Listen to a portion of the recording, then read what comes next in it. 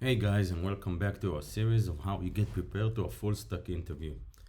So basically, we'll go over a question that you can get in an interview. We'll see the steps that you need to take in order to create a good answer or a solution for this problem, the steps I recommend to take, and then we're gonna check that we are correct. Okay, so the first thing you need to do once you get the question from your interviewer is try to understand and try to see that you understand every aspect of the question. In this case, we need to understand what is the input we are gonna get, what is the output we're gonna get, and what does a function need to do. So our function in this case, the input will be an array of functions. Which functions, we don't know. The output will be a new function that will take the input functions and compose a new function that acts as a composition from the existing functions. Okay, let's go for a few examples to see that we understand what we need to do. We'll take a few functions and try to compose them. So the first function we're going to look is how you multiply an argument by 2. We'll call it multiply 2. The second function will be multiply 4, which is exactly as multiple 2, but multiplied by 4. And the compose function should act as multi-8, which will take the argument x multiplied by 2 and then multiplied by 4. If we would write it as there is no function that we're going to write, the answer, so it will basically take the first input x, run it over multi-2, then take the output of multi-2 and serves as an input for multi-4. Then we'll return this solution. So we'll just create an example for this. We have console log multi-8 and console log multi-8 compose, and we need to see that they act the same. So let's run it. Okay, now that we created an example, we have multi-2 as the first function, multi-4 is the second function, and multi-8 is the composition function. Let's just run and see that we expect to get in line 20, 16, and line 21, 16 again. We can see that we got 16 and 16, so they both basically do the same. One is explicit and one isn't. Now let's try and create a solution. Basically, again, I will say that we first understood what were we expected to do in the question, what are the inputs that we're gonna get, what are the outputs that we're gonna get. Then we created the basic example, which is multi-2 and multi-4, and then we created two functions, multi-8 and multi-8 compose, and then we ran it and we saw that the values that we are getting as output are as expected. So now we fully understand the question, we know what is the inputs and what is the outputs. We can start writing a skeleton for our solution. Usually I see in interviews, people do not wait till the end of the question. They try to solve it in the head. They usually go for the hardest solution they can think of. If they only would do it simple and iterate over these steps that we are going over here, it will be much more easier to solve this question. So basically now we'll write a skeleton for our solution. So our function, compose function, takes an array of functions as an input and returns a function. Okay, so this is basically the skeleton. Now let's start talking and drilling down of exactly what we need to do. First of all, we say that it's an array of function. What do you mean an array of function? An array of function will be something like this. Multi-2, then multi-4. Okay, so we need to treat it like it's an array. There's a few ways we can treat it like an array. The best way I like is adding the spread operator, and then we can handle unknown amount of functions in this array. You can also use the arguments variable which you get for free in JavaScript.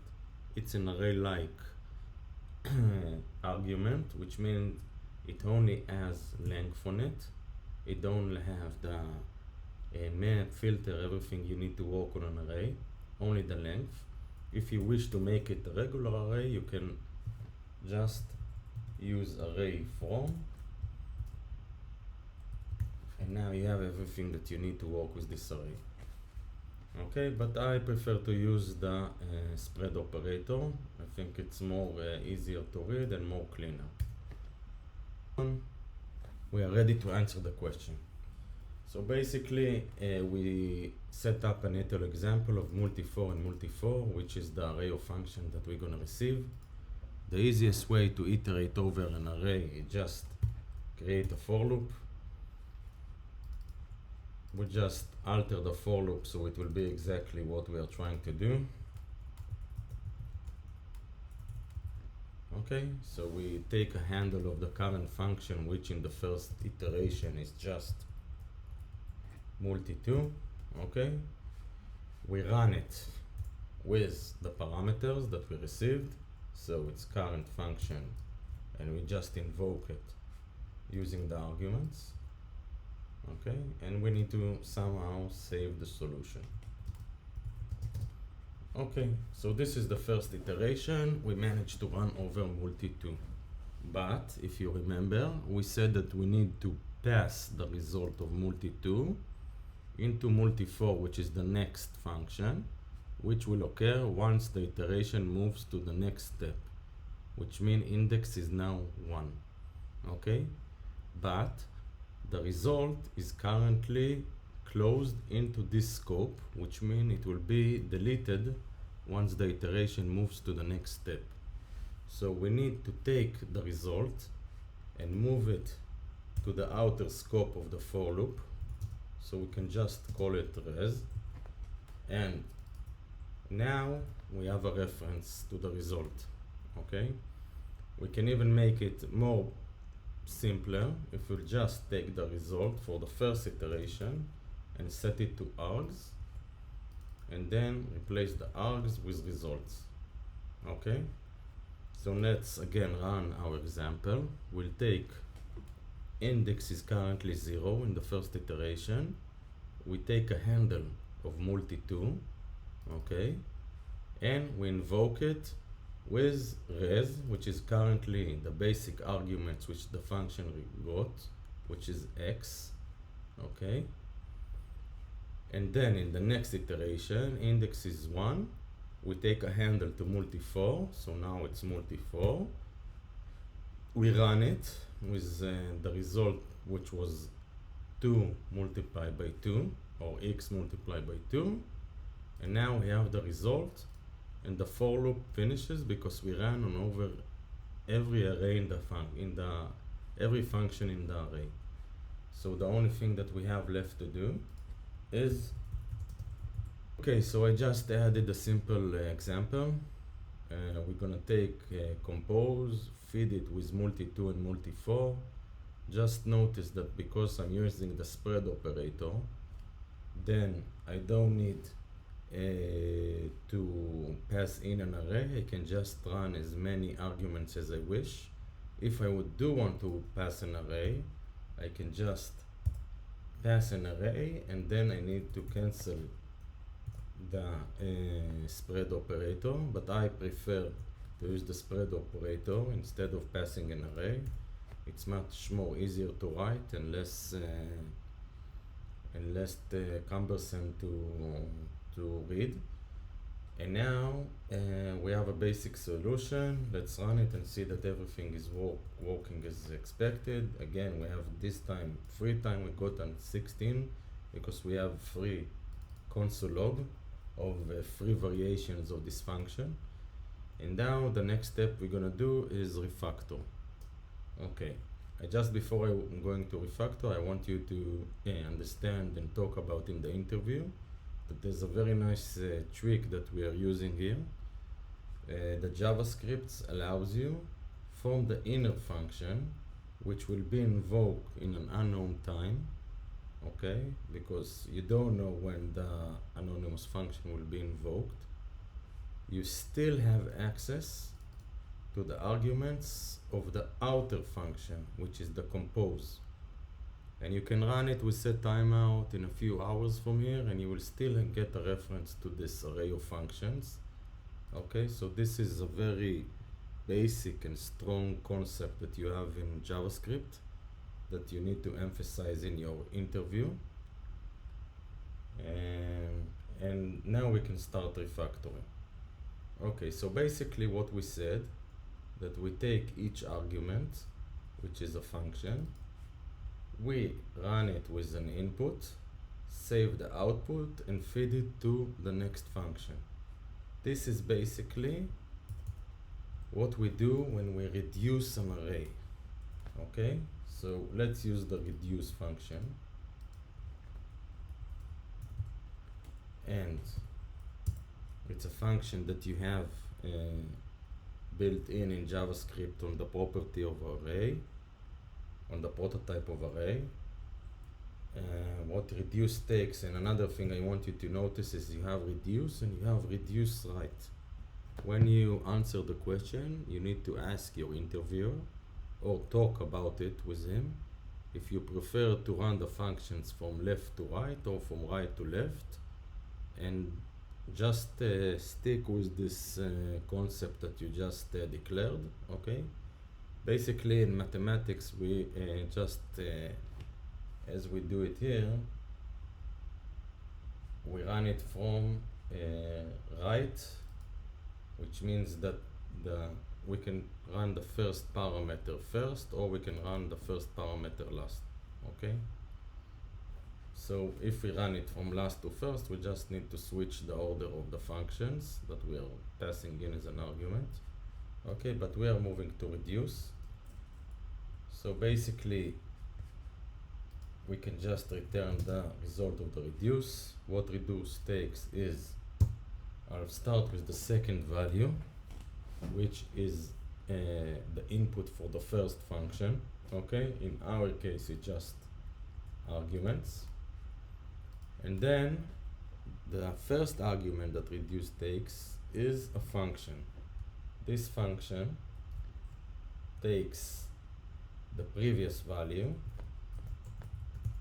and the current value, and it just return a result that will be fed into the next iteration. In this case, let's try and rewrite the current value to something more specific to our answer, which is a current function.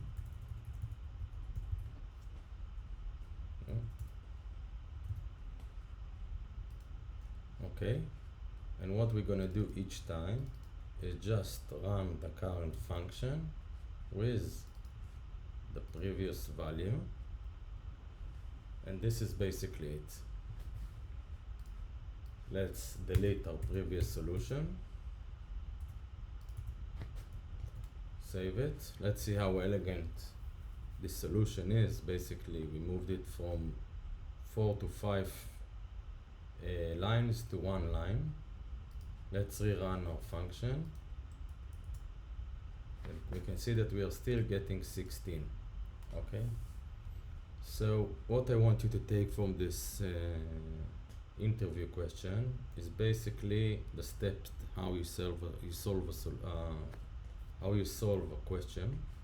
The first thing you need to do is try to really understand what the interviewer is asking you. Ask as many questions as you can. What is the input? What is the output? Once you ask every question that you have in mind, write some examples. Try to see that you fully understand exactly what is the meaning of the author.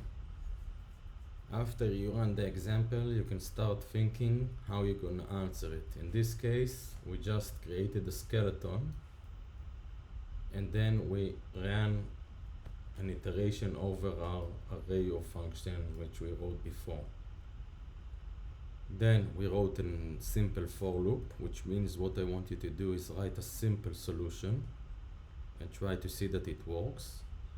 and only when you write a simple solution, you refactor it and write a more sophisticated solution to show the interviewer that you have more knowledge. And you can also talk about concepts in the language, such as that you have a direct access from the inner function to the outer function, which is a concept called closure in JavaScript. So it's very important to emphasize that you understand the language and the basics of the language. This will leave a very good impression. It will also leave a good impression that you are refactoring your code and you are not satisfied with a basic solution. And in the end, if you still have time, you can start running over corner examples, such as what happens if one of the functions is null, how you treat it, do you throw an exception, do you just run for the next function, and things like that. But don't do it on the first run, just basically answer the question and then refactor. This is a nice answer for an interview. It will be perfectly satisfying to get this solution if I was the interviewer. And I would really recommend that you write this function on your own. Try to see if you understand. Try to decide if you go with the reduce or reduced, right? Which means basically that now you need to switch the order of the function which you give. Do you use the spread operator, or you just pass in an array? Okay. But basically, the basic of the question, it doesn't matter as long as you show that you understand how to solve it and how to refactor it. So thank you very much, and I hope to see you in the next episode. I will try to explore more interview questions and try to understand how we answer them and how do we approach them.